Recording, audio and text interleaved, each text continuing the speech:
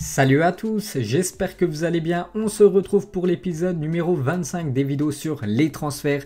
Donc rumeurs de transferts et transferts officiels, bien sûr, s'il y en a. Donc aujourd'hui, il y a pas mal d'infos, les gars, surtout des infos sur des grands joueurs européens. Donc on va parler de tout ça, vu que le mercato, hein, ça arrive. Hein, on est quand même quasiment début avril. Hein. Voilà, dans 2 mois, 3 mois, les gars, ça sera le mercato. Et bien sûr, il y aura une vidéo quasiment tous les 2 jours sur ce qui se passe niveau mercato. Donc pour aujourd'hui, les gars, on commence tout d'abord avec le gardien du Paris Saint-Germain, prêté actuellement du côté de Fulham. Alphonse Areola a été proposé à l'AS Roma qui se prépare à perdre Pau Lopez, le gardien espagnol. Donc je ne sais pas où pourrait partir Pau Lopez. Mais vraiment, s'il venait à quitter l'équipe de l'AS Roma, donc pour le remplacer, cette équipe de Rome penserait à Alphonse Areola. Voilà, pour garder les cages de Rome l'année prochaine. Donc certainement encore un prêt, hein, vu que voilà, le Paris Saint-Germain a prêté beaucoup de fois Alphonse Areola ces dernières saisons. Ensuite, Pablo Longoria aimerait vendre Hiroki Sakai cet été pour au moins 3 millions d'euros pour le défenseur droit japonais. Donc lui, ça fait quand même pas mal de temps qu'il est du côté de l'OM. Donc voilà, Marseille a fait le tour avec Hiroki Sakai et Marseille aimerait tout simplement remplacer Hiroki Sakai, trouver un autre défenseur droit. Donc c'est pour ça qu'il pourrait vendre le japonais et essayer au moins de récupérer 3 millions d'euros d'après Pablo Longoria. Ensuite, le Real Madrid, le Bayern et Manchester United sont intéressés par Moussa Diaby, l'ancien parisien. Le français est lié avec le Bayer Leverkusen jusqu'en 2025. Donc lui, il a fait une grosse saison, surtout une grosse première partie de saison, quand le Bayer Leverkusen enchaînait les victoires et aussi qui était très bon en Europe. Voilà, en Europa League, mais là depuis en 2021 c'est un peu plus compliqué. Bref, donc pour Moussa Diaby, donc ça pourrait être trois pistes énormes pour lui, le Real, le Bayern et Manchester. Après, du côté du Bayer Leverkusen, il est tout le temps titulaire. Voilà, s'il va au Bayern Munich ou peut-être au Real Madrid, il sera souvent sur le banc. Donc ça à lui bien sûr de faire les bons choix pour la suite de sa carrière. Ensuite, Manchester United serait intéressé par Marcos Llorente et serait prêt à débourser la somme de 80 millions d'euros pour l'ancien joueur du Real. De son côté, l'Atlético Madrid va étudier l'offre malgré l'envie du joueur de rester en Espagne, parce qu'il a tout en Espagne, les gars. Il a sa famille, bien sûr, vu qu'il est originaire de Madrid. Et il a le soleil, parce que voilà, en Angleterre et en Espagne, bien sûr, il y a plus de soleil en Espagne. Et ça joue, hein, les gars. Il y a des joueurs, des fois, ils regardent leur future destination, c'est comment est le climat. Donc ça peut jouer. Et bon, après pour l'équipe de l'Atlético, ce serait le jackpot, hein, 80 millions d'euros pour Marcos Llorente. C'est pour ça qu'ils étudient, voilà, ils réfléchissent à laisser filer ou non le milieu espagnol Marcos Llorente, qui est un très bon joueur, les gars, l'ancien joueur du Real. Ensuite, Liverpool voudrait recruter Luis Suarez cet été. Ancien joueur, hein, comme des Reds, Luis Suarez. Donc un départ de Mohamed Salah faciliterait alors l'arrivée de l'attaquant uruguayen. Donc actuellement il est du côté de l'Atlético, il réalise une grosse saison, hein, du côté de l'Atlético. Déjà beaucoup de buts inscrits par Luis Suarez, mais il arrive en fin de carrière. Je me souviens plus, il avait signé combien, une saison ou 2 saisons du côté de l'Atlético, je me souviens plus. Je crois qu'il avait signé 2 saisons, donc il sera libre l'année prochaine. Mais voilà, il peut quand même transférer, hein, pendant ce mercato, malgré qu'il est arrivé en août dernier du côté de l'Atlético. Donc pourquoi pas un retour de Suarez en première ligue, hein, serait pas mal. Donc après un départ de Salah faciliterait bien sûr l'arrivée de l'attaquant uruguayen. Il faudrait quand même que Salah quitte le club et ça peut se faire. Hein. C'est vrai que Salah, Mané et Firmino, voilà le gros trio légendaire, hein, de cette équipe de Liverpool. Je pense que d'ici peut-être cet été ou peut-être l'année prochaine, voilà, il va être cassé ce trio. Il y a 1 ou 2 joueurs, hein, qui quitteront cette équipe des Reds. Ensuite, bien sûr, on parle tout le temps de Haaland, hein, parce qu'il est tellement sollicité, malgré qu'il soit décevant avec son équipe de la Norvège actuellement, parce qu'il n'a toujours pas marqué. Bref, mais en club, on sait qu'il marque beaucoup avec le BVB. Et le Borussia Dortmund a fixé le prix d'Haaland à 180 millions d'euros pour l'attaquant norvégien. N'oubliez pas qu'il a une clause... on peut activer sa clause libératoire à 75 millions d'euros en 2022. C'est pour ça peut-être que le BVB va vouloir le vendre dès ce mercato 2021, parce que voilà, il pourrait le vendre 100 millions plus cher que s'ils attendent 2022. Le joueur pourrait quitter l'équipe pour 75 millions d'euros et bien sûr 100 de moins que s'il le vendait cette année. Bref, donc les clubs, hein, qui sont intéressés par Haaland, les plus belles équipes de la planète, hein, les 2 Manchester, Chelsea, le Real, le Barça et le Bayern Munich, hein, pour Erling Haaland. Donc toujours avec l'attaquant norvégien, donc il y a une équipe vraiment qui adorerait l'avoir, c'est l'équipe de Chelsea. Et Thomas Tuchel aurait demandé à Roman Abramovich, donc le propriétaire, hein, des Blues, d'inclure Timo Werner dans un éventuel deal avec Dortmund pour faire venir Erling Haaland à Chelsea cet été. Donc en gros, voilà, Thomas Tuchel pourrait laisser filer Werner, il pourrait retourner du côté de l'Allemagne. Bon, pas cette fois-ci du côté de Leipzig, mais jouer cette fois-ci du côté de Dortmund pour faciliter l'arrivée de Haaland. Bien sûr, il y aurait un chèque en plus. Hein. Ce serait peut-être, je sais pas, 100 millions d'euros plus Werner contre Haaland. Ça peut se faire, les gars. Dans le foot, tout peut arriver.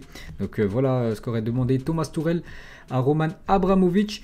Et toujours avec Chelsea. Donc vraiment, si c'est trop compliqué, le dossier Haaland, donc Chelsea réfléchira à recruter Lukaku cet été si jamais une venue d'Haaland s'avère impossible. Hein, parce que vous savez qu'il y a aussi City, il y a le Bayern, il y a le Real qu'on a vu sur Haaland. Donc il va bien devoir choisir un club. Donc il y aura des déçus.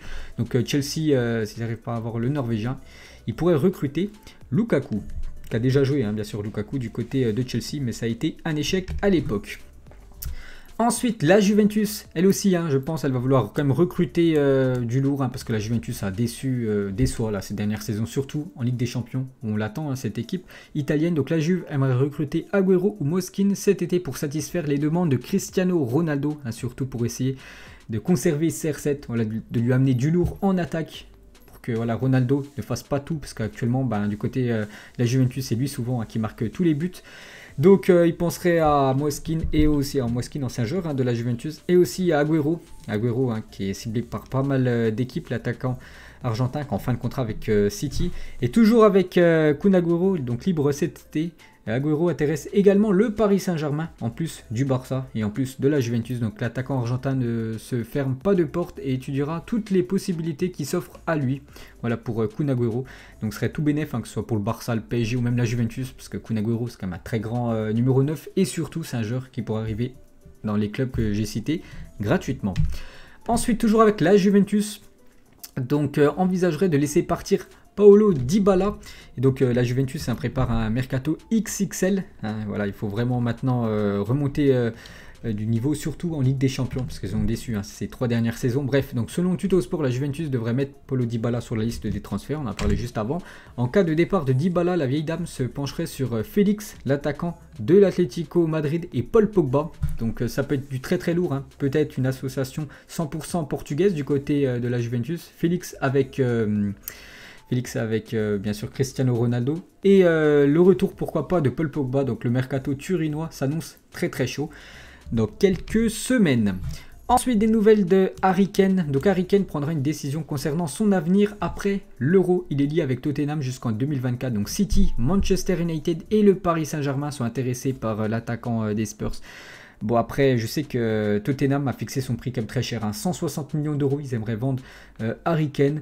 Peut-être le club, vraiment, s'il venait à quitter cette équipe de Tottenham, le meilleur club pour lui parmi les 3 cités. Je pense pas que le Paris Saint-Germain ça soit fait pour Harry Kane. Pourquoi pas rester en première ligue. Et ouais, peut-être du côté de Manchester City, hein, ça peut être vraiment très bien pour City et pour Harry Kane. Hein, il peut être le remplaçant parfait de Kun Agüero. Ensuite, on revient les gars sur le Paris Saint-Germain qui est intéressé par le gardien français de Leeds United, Ilan Meslier, 21 ans, il est très jeune et je crois que lui, j'avais vu une stat actuellement, c'est lui le gardien qui a réalisé le plus d'arrêts dans les 5 grands championnats européens, le gardien de Leeds United. Donc c'est un gardien français, hein, c'est très bien, lui c'est l'avenir, hein. Je pense qu'il va remplacer Hugo Lloris dans le futur, hein. C'est lui bien sûr le gardien de l'équipe de France pendant pas mal d'années parce qu'il est très bon à seulement 21 ans et le Paris Saint-Germain a des vues, hein, sur l'ancien Lorientais, parce que je crois qu'il jouait du côté de Lorient avant. Ensuite, Nabil Fekir, donc le FC Barcelone et Arsenal sont intéressés par l'ancien lyonnais. Cependant, le milieu français posait une clause libératoire de 90 millions d'euros. Bon, après, voilà, une équipe comme le FC Barcelone ne pourra pas dépenser 90 millions d'euros pour Nabil Fekir. Il faudrait bien sûr que le transfert soit largement divisé au moins par 2. Hein. Mais il y a aussi Arsenal, hein, qui a des vues sur Nabil Fekir. Peut-être pour enfin le revoir dans une grande équipe européenne, parce que pour moi le Betis, hein, je pense il peut viser plus haut quand même Nabil Fekir, donc on verra ce que ça va donner dans quelques semaines. Ensuite, le Real Madrid envisagerait de se séparer d'Eden Hazard lors du prochain mercato. La valeur marchande du Belge, payée 23 millions d'euros par an en salaire, hein, c'est énorme, ne cesse de dégringoler. Elle est inférieure à 50 millions d'euros selon le CIES, et lui qui a été acheté très cher, plus de 100 millions, j'ai plus les chiffres exacts, hein, mais c'est plus de 100, 120 avec les bonus, hein, du côté de Chelsea. Donc maintenant il coûte seulement 50 millions d'euros, il est souvent blessé, il a un gros salaire. Donc voilà, c'est peut-être, s'il continue vraiment les gars à être tout le temps blessé, hein, le Real Madrid va faire un choix et tout simplement ils vont laisser filer Eden Hazard. et récupérer voilà, 50 millions d'euros, mais comme ça ils auront plus cet énorme salaire de 23 millions d'euros à payer par an, alors que le joueur joue très peu. Ensuite, des nouvelles de Ousmane Dembélé. Donc Manchester United n'a toujours pas abandonné la piste d'Ousmane Dembélé, d'après le journal Sport, mais le Barça, les gars, a des vues, enfin c'est pas qu'ils ont des vues, c'est leur joueur, mais voilà, ils veulent prolonger le joueur français qui réalise certainement sa plus belle saison que depuis qu'il est arrivé du côté de l'Espagne. Donc le Barça souhaite prolonger Ousmane Dembélé, la fin de son contrat, c'est l'année prochaine en 2022, donc bien sûr s'il ne prolonge pas, donc il pourrait quitter l'équipe, parce que le Barça je pense pas qu'il voudrait le laisser filer gratuitement, alors qu'ils l'ont acheté plus de 100 millions d'euros en 2017. Donc Manchester United n'abandonne pas la piste Ousmane Dembélé. Ensuite, le Barça ciblé Luis Gaya pour le mercato estival qui ne sera pas retenu suite aux problèmes financiers de Valence. Vous savez que Valence a perdu d'énormes très bons joueurs. Donc Rodrigo l'été dernier, il y a eu aussi Parejo qui est parti du côté de Villarreal. J'ai parlé de Guedes aussi, un joueur important de Valence avec un gros salaire. Lui aussi devrait quitter le club. Et cette fois-ci c'est Gaya parce qu'en fait du côté, Valence les gars ils ont des gros problèmes d'argent. Donc tous les meilleurs joueurs ils quittent le club vu que voilà, leur salaire descend. Donc cette fois-ci c'est le latéral gauche Gaya. Donc le latéral gauche titulaire de la Roja sera un sérieux concurrent de Jordi Alba. Jordi Alba bien sûr. Le Blaugrana, donc la Porta compte sur Matteo Allemeni qui bossait à Valence pour que les négociations avancent. Donc voilà une petite info sur Gaya.